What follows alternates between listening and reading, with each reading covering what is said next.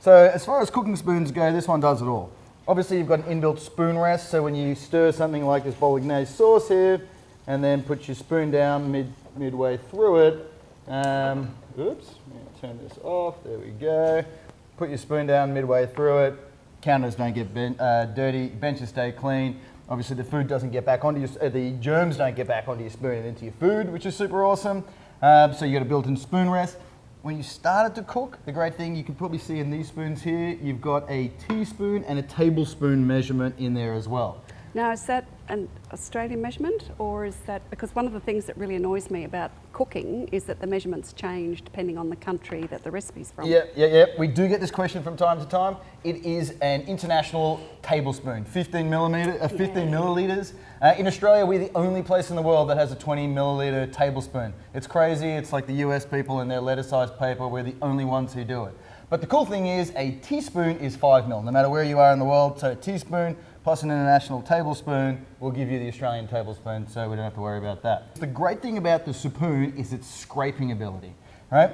You'll see here that the sides are squishy, all right, or so they create squeegees, right? So, I mean, you'll see this if you were cooking something at the end of cooking something and scraping it out of the pot of the pan, you can scrape it completely clean. But a really cool way of seeing this is actually to go backwards the other way if we start with a white plate.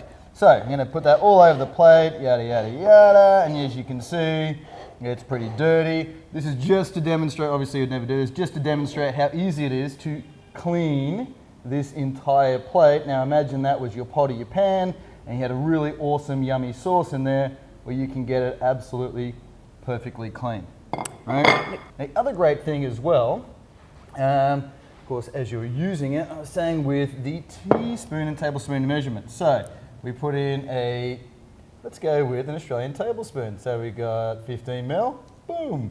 And now we're going to use the teaspoon, which is 5 mil, boom. There's your Australian 20 mil tablespoon. And we can mix that in. These are our blueberry pancakes.